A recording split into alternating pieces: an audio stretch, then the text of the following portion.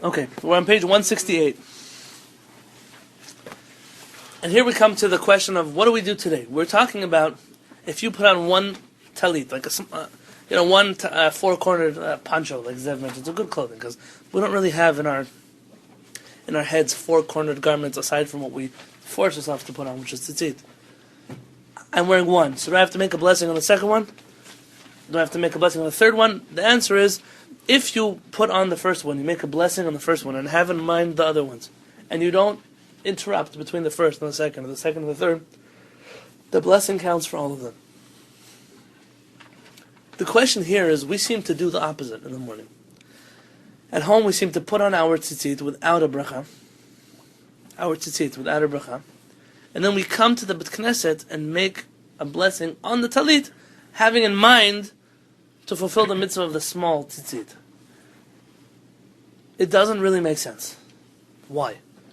Why don't we make a blessing on the tzitzit to have in mind for the talit? That would be the order you would come to if you were reading the Shulchan Aruch, right? What are your thoughts? I mentioned last night one of them. You're not dressed to daven properly. Okay, so Barry brought up a point, which I'm going to not focus so much on dressed, but we did mention that maybe your hands weren't clean, and therefore you were not able to make a bracha. Okay, that's fair. But if I know most of you, you're strict like the Mekubalim, and you don't get dressed until you wash your hands in the morning.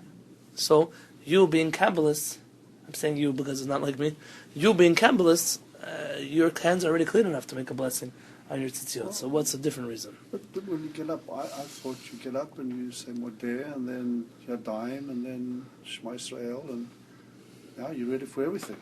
Very good. So then, why don't you make a blessing on the tzitzit then?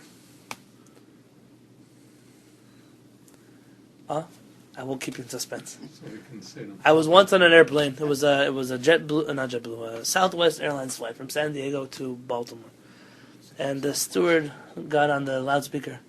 They call them stewards, the flight attendant. Got on the flight attendants. He got on the loudspeaker, and he says, "Kathy," she must have been in the back. No, he says, "Kathy, how do you keep a flight of 365 people in suspense?" She said, "I don't know, John. How do you do it?" So I'll tell you when we get to Baltimore.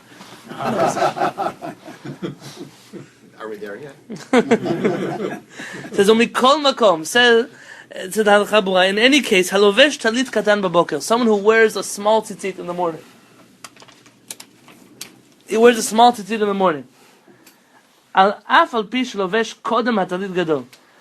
Even though you wear it before the big talit in the Bet Knesset, nahagu shelo levarech al talit katan klal. The custom is that we don't make a blessing on our small tzitzit at all. Kivan, why? Because sheyesh machloket hacharonim. There's a dispute among our rabbis. Linyan hashiur haraui letalit tatzet b'yedei chova. Regarding which size the tzitzit has to be in order for you to actually fulfill your obligation with it. Remember, we had this discussion already a while back. How many amot, by how many amot, how many inches, by how many inches. We had this discussion already. Suffice it to say that many of the tzitzit that we wear don't fall into the category that everybody would agree that you should make a blessing on it. Which then begs the question, so then why do you bother wearing it in the first place? Right? Because according to somebody, you fulfill your obligation with it. If your tzitzit are too small that according to nobody, they don't fulfill the obligation. I saw once a person who wore tzitzit, they must have been his son's tzitzit, because they barely made it over his neck.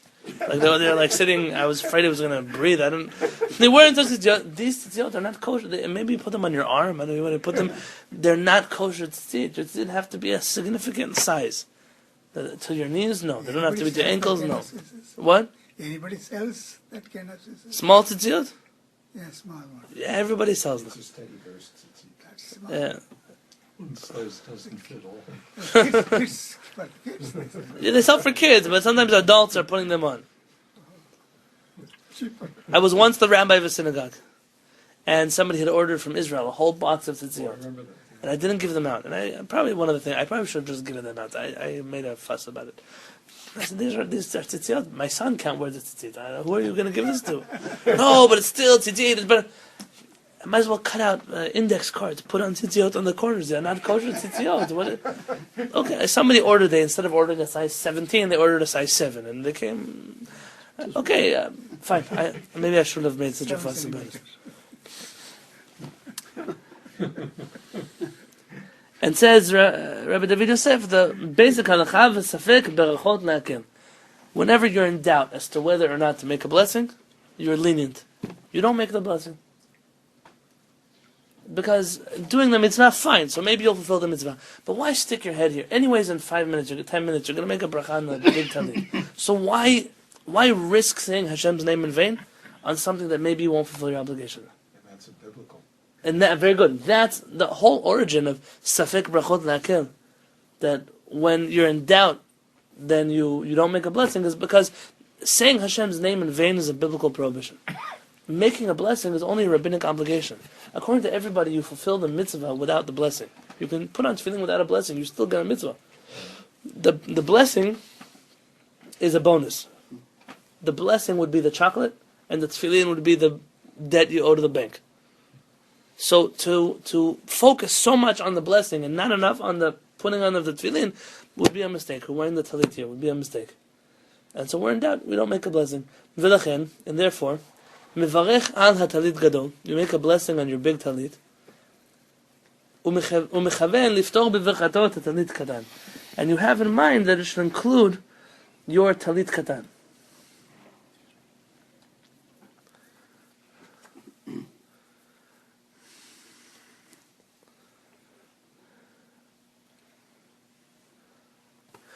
Now let me bring two scenarios to you.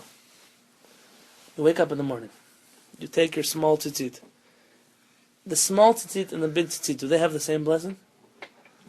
No. One of them, the small one, you say al mitzvah tzitzit, very good, and the big lehitatev tzitzit, very good. So those are the two blessings that you make. But they're essentially for the same mitzvah. One is more generic on the mitzvah of tzitzit, and the other one is on the wrapping of myself up in but it's the same mitzvah, just different words.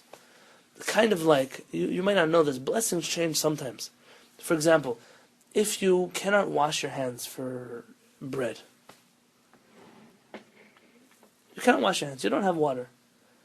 Actually, I'm not talking about bread here. I'm talking here about waking up in the morning. Okay, you wake up in the morning, you don't have water, so you can use wood chips or dirt or something to make them. What blessing do you make when you wipe your hands on dirt or wipe your hands on grass or something like that? You don't make the blessing al netilat yadayim because you're not pouring water over the hands. Rather, you don't make a bre pri adama either. You're not eating. I hope you're not eating the grass. Rather, at that point, you would make the blessing of al nikiyut yadayim, on the cleaning of my hands. In general, I'm not telling you what I'm cleaning with, just cleaning of my hands.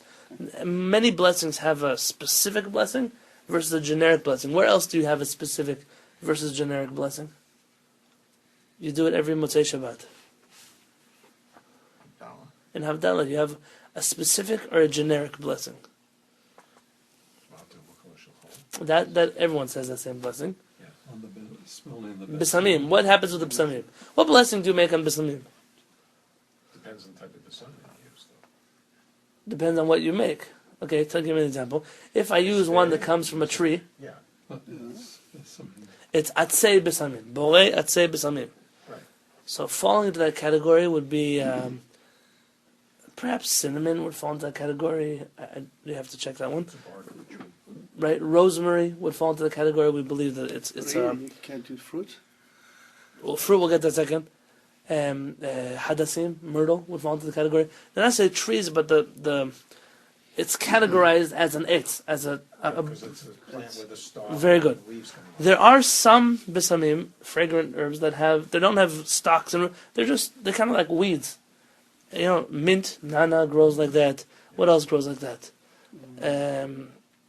Lemongrass grows like that. What else? Rosemary almost grows up. Well, rosemary grows off of a bush. Geranium leaves that they. Very good. Okay, so all of these would fall into the category of isbei.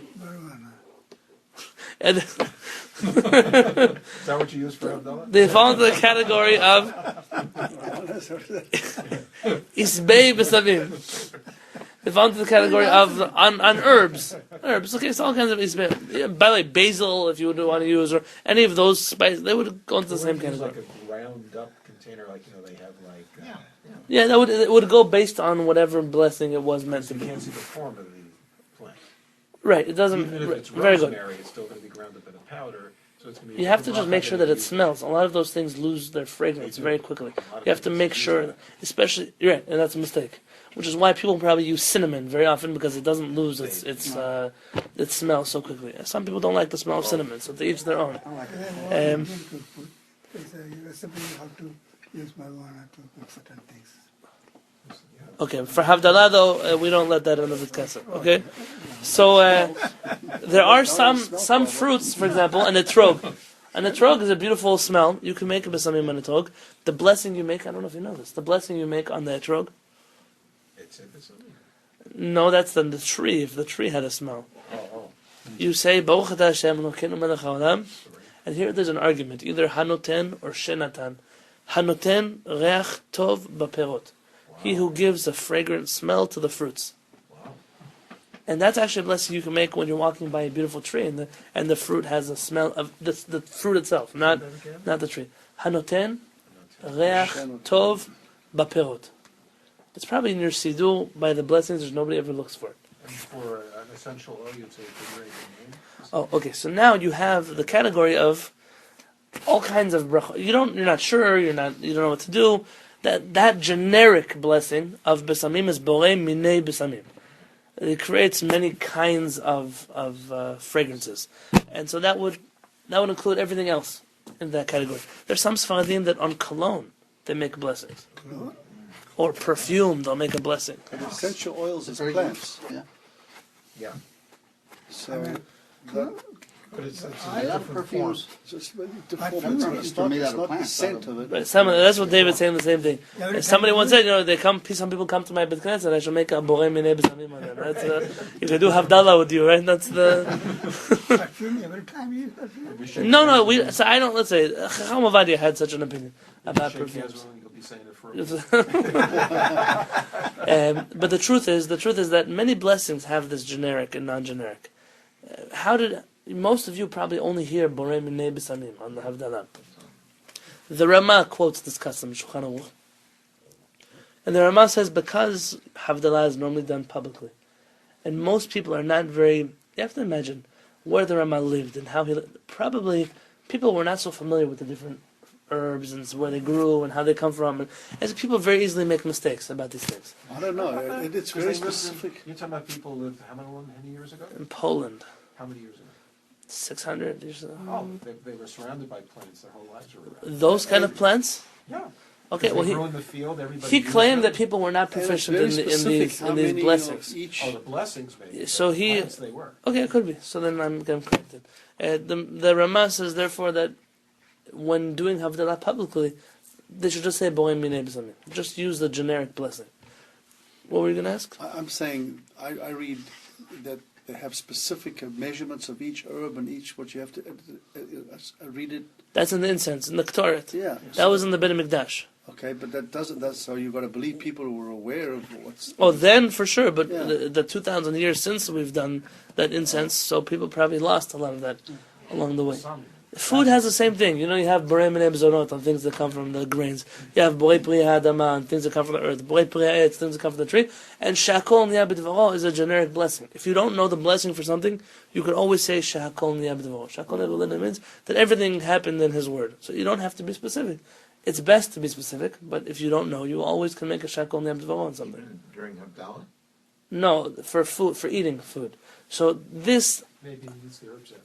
So now let me explain my question. Now that you know that in many blessings there are generic and specific blessings, between al mitzvah tzitzit, which you make on the small tzitzit, and lihitatef tzitzit, to wrap myself in tzitzit, which is the generic and which is the specific? That's the type is specific. Very good. Lihitatef is specific. It's wrapping. With my tzitzit, I can't wrap myself. That's why we use the word al mitzvah tzitzit. Especially for the ones.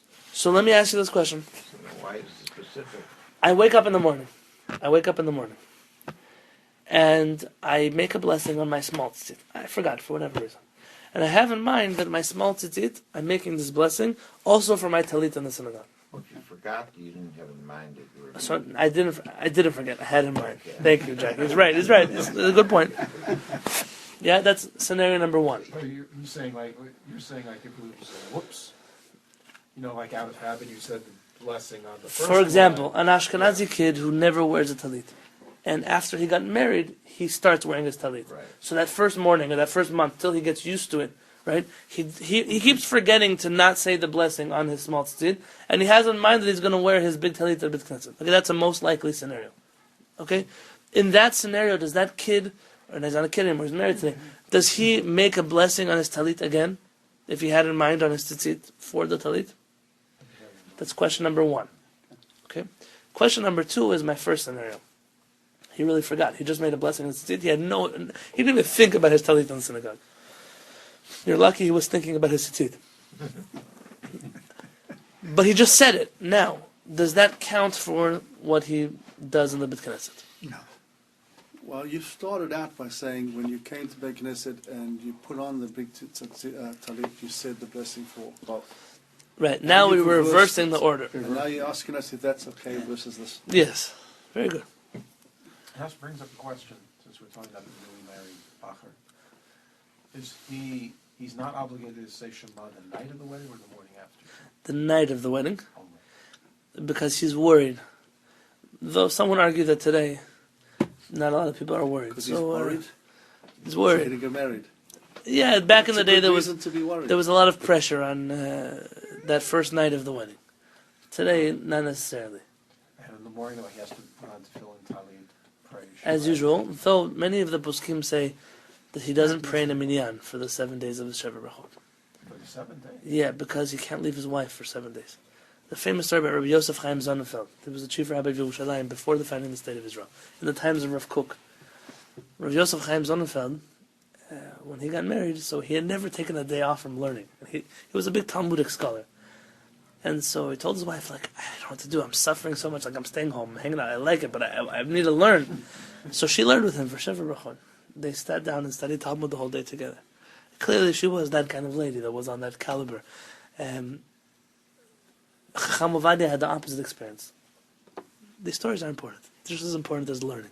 Chacham Ovadia Yosef, when he was dating his wife, so his father-in-law had set them up, and they went on a date, and she was enthralled. She thought he was an incredible guy.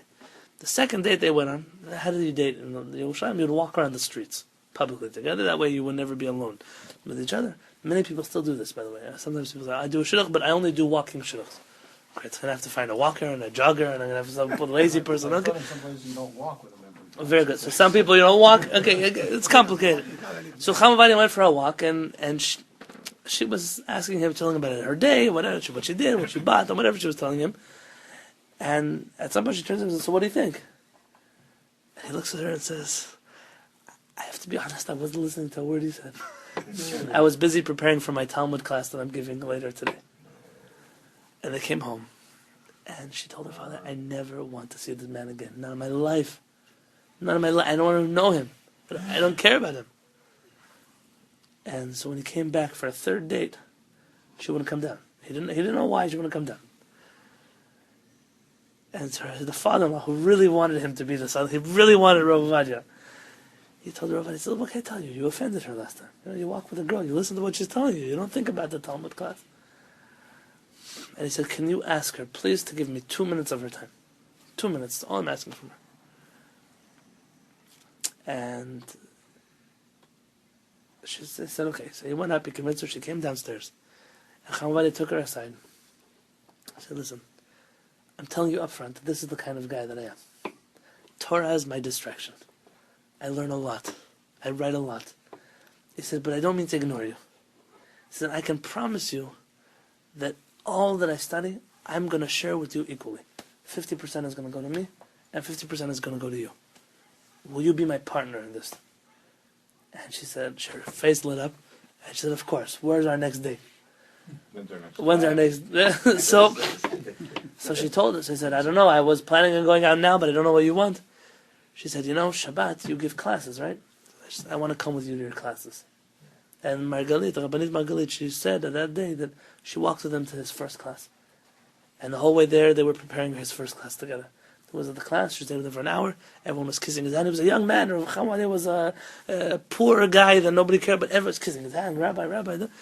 And the second class, the third class, and the fourth class, and the fifth class, And she said from that day on, she knew she was going to marry him, and she always referred to him as Rabbi Avad Yosef. So she was very impressed from that time on. But you find that, so what was the time, but you were asking about Shever B'chot. So in the Shever B'chot, Rabbi Yosef Chaim Sonnenfeld had the opposite. He always had someone he could learn with. But this is the origin in the old Spanish communities. Namely, was left over in Morocco. The minhag was, God forbid, don't compare it to what, there's another custom like this we do at a different point in a person's life cycle. It's not the same thing. The custom was to bring the Torah to the bride and groom's house for 7 days, and they would pray with him at his house. Yeah, and that way he never had to leave, he could just pray, and they would be on their way. In situations where the bride and groom either they didn't have a house that could fit anybody, or it was too imposing on them, what they would do is they would send a whole delegation to pick up the bride and the groom, and they would sing with them and dance with them to the synagogue and back from the synagogue, and all kinds of things like that. But these are halachot, again, people don't, okay, in a world today, people get married the next day, they both go to work, so perhaps it doesn't even apply. In such if for them it's not important enough to spend that 7 days together, then for sure, Shachrit he can go to. For sure, Mincha he could go to. Yeah. So now in these scenarios, They should not work 7 days. so no, a person's not supposed to work for the 7 days of Shever B'chor. This is the time to be together. And then that first year is even also a time, obviously you go to work, but The first year not to leave the town. okay, all kinds of those are already customs. Those are, you have to use common sense. When I got engaged, my wife got engaged to me on condition that we would not follow any of the customs surrounding the first year. Oh, We have to have guests the first Shabbat, and we're going to host people, and it's going to be this, and Baruch Hashem. new custom. A new custom. It's called the Eshet Chayil custom. So, so it says here, Uvdi avad, if after the fact, Im berech al talit katan, we're in the middle of the paragraph on 168. If you blessed on your small tzitzit, berkat al mitzvah tzitzit, the generic blessing, v'kiven bedato, and you had in mind liftor et talit gadol shlovesh lachar miken, to have in mind the big talit that you're going to wear later on. So in the morning you made the blessing in your small tzitzit, and you have in mind for the big tzitzit. V'lo hisiach dato benhem, and he did not interrupt between them. Now we were going to discuss what does it mean not to interrupt, but the basic understanding is that he didn't get distracted. He was thinking about the mitzvah tzitzit between the two of them, which is probably rare in the first place. Yatsa yedei chova, if he fulfilled his obligation, ve'ino chozer u'varech latalit gadol, and you do not make a second blessing on the big talit. Aval but im lo kiven bedato, if you did not have in mind liftor bevirchato, to exempt with your blessing at talit gadol, the big talit shlovesh lachar miken afterwards, elalav shostam, you just put it on, you just blo machshava legabei talit gadol klal. This is Jackson. You're not even thinking about the big talit. The whole point here is that you forgot. That was the point. The point is you're not having a much kavanah in the first place. V'lo haya talit gadol lifanav b'shat habracha, and the talit gadol was not in front of you at the time where you made the blessing. Tzarich lachzor ulvarech la talit gadol. You have to go back and make a blessing on the big talit. So now tell me, in what scenario do you make a blessing in your tzitzit and you don't interrupt but till you put on your big talit? You have to leave your house, say goodbye to whoever's at home, get in the car, answer 20 text messages when you get to the big knesset, come inside, or whatever it is, say good morning to everybody, make yourself a cup of coffee, put on your talit. Of course you interrupted between. So in which scenario is this even realistic? Yeah. Tell me what you know. The Mekubalim say the best way to come to the Beit Knesset is with your talit on, wrapped in your tefillin. Oh, yeah. The assumption is that this is going according to that opinion, where you put on your tzitzit, and then in a few minutes you're putting on your talit right away to leave the home.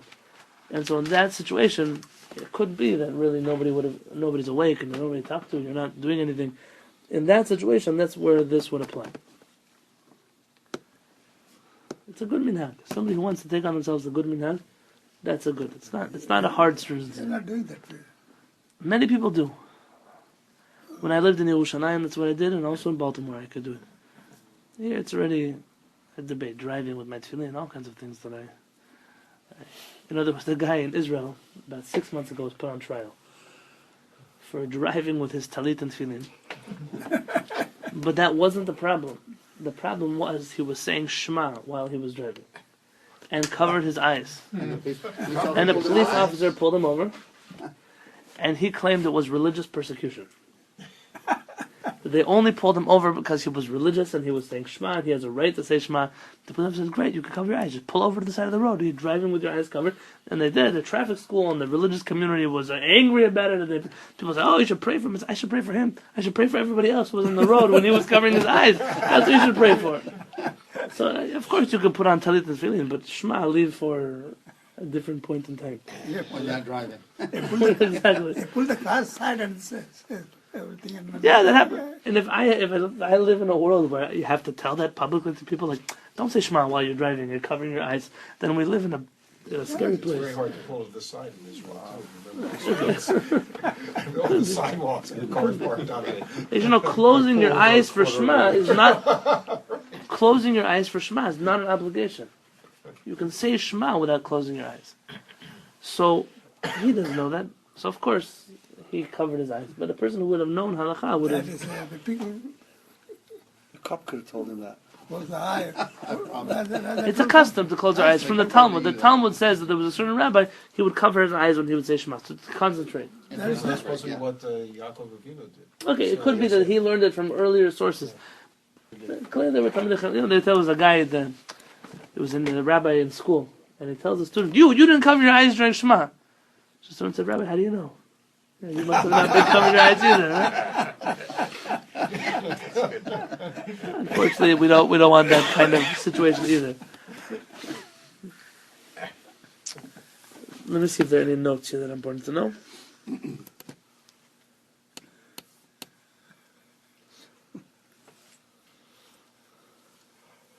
It's actually an interesting question because I don't have enough time to go to the next halakha, but I don't want to waste 5 minutes either. In halakha, there's something called chovat gavra and one called chovat mana. I'll explain. One is, does this mitzvah apply to the person or does the mitzvah apply to the object?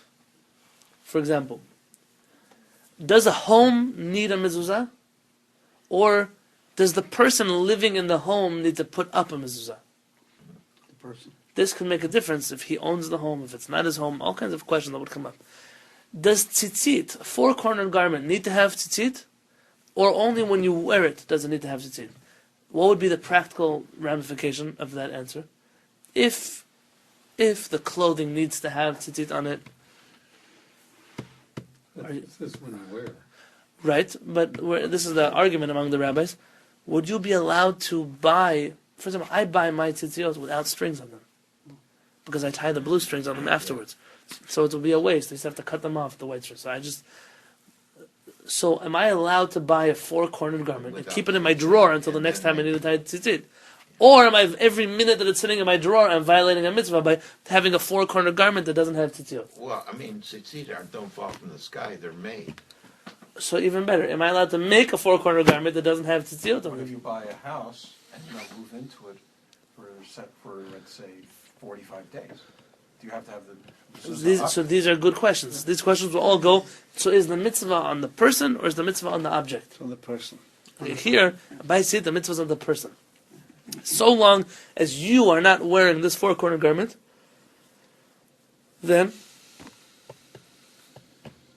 don't have to Doesn't have have to be without the fringes. very good, very good. Doesn't have to have tzitziot. This halakha could apply in many different places. Well, there's no one to perceive it anyway. It doesn't enter the realm of being used as a mitzvah, and so it isn't what makes the mitzvah happen is human action. If there's no human action, That's where it clicks into effect. yeah. Because otherwise, who claims that four-cornered garment? I mean, your housekeeper who's not Jewish may come. Well, you could say that it's owned by you. So it's owned by you means everything in your possession need to have tzitzit on them. So it's your domain. Right. So it's Right. I mean, that's how you would answer the question, right? If it's in the store, maybe it doesn't belong to anybody. For example, do dishes need to be toveled in a mikveh, or only when you own them do they have to be toveled in a mikveh? most stores then would total your dishes. Jewish stores would total your dishes before you buy them. Then, no? There are Save you a lot of. There are stores in Bar Park. They have stores with the mikveh inside. Oh, yeah, but. So as soon as you pay, they go right. They dunk them in for you. That way you don't have to schlep them anywhere else. But this is an interesting question. I'll tell you why. What about the person who has a catering company or owns a restaurant? Does he have to tovel the utensils in his restaurant? It's a kosher restaurant. Does he have to tovel? He's not using them. They're used only for business. And the person who's coming to the restaurant doesn't own them. So do those dishes have to be toveled or not? It's a big argument among the rabbis. And many authorities say that utensils that are used for business, such as a catering company, a restaurant, a hotel, they don't need to be toveled. Because they're owned by the person who doesn't use them, and they're used by the person who doesn't own them. So interesting gray areas of halakha. And so it's very important when you deal with a mitzvah to figure out a few things. Is it biblical? Is it rabbinic? Is it a custom? That you've heard a lot of. But then again, who does it apply to? We know, does it apply to men or does it apply to women? Does it apply to those over the age of a bar mitzvah or married, or under the age of bar mitzvah or under the age of marriage? And next, does it apply to me or to the article that I have? Those are all important questions. There's a book called the Sefer Chinuch, the book, we learned it together about a year ago. It's sky high. The Sefer Chinuch is the book of education. All the 613 mitzvot. In there he does something fabulous. And if you don't own a copy of this book, it's time to invest.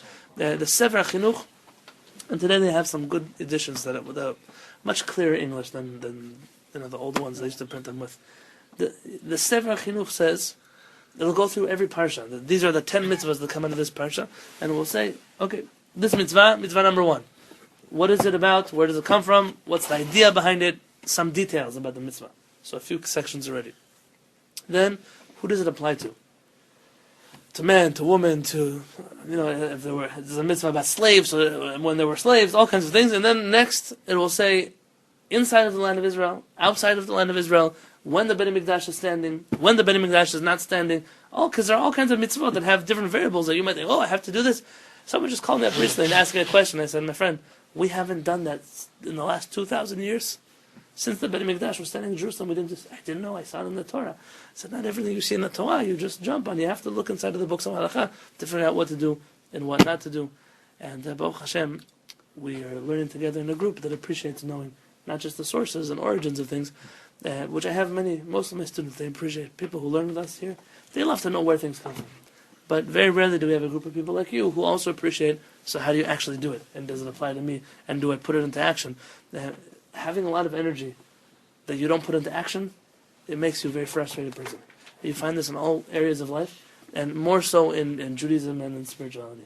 When you know a lot about Yahadut, you know a lot about the Torah, and you don't give it that outlet of being put into action, it's like self-combusting inside of a person. And it's dangerous, and therefore it's very good that when we learn something, the word that the Mekubalim use, it's also found, for example, the Tanya, which we're going to start a class on soon, to take it from HaKoach, from the strength, from just potential, and apply it to the actual action. To make it in energy and in math and science, they have this idea called kinetic energy and potential energy. Right? So it's the same thing in Judaism. Some things they just stay always theoretical, and they end up primitive. So Baruch Hashem, we're lucky to be learning in a group of people who take what we study very seriously.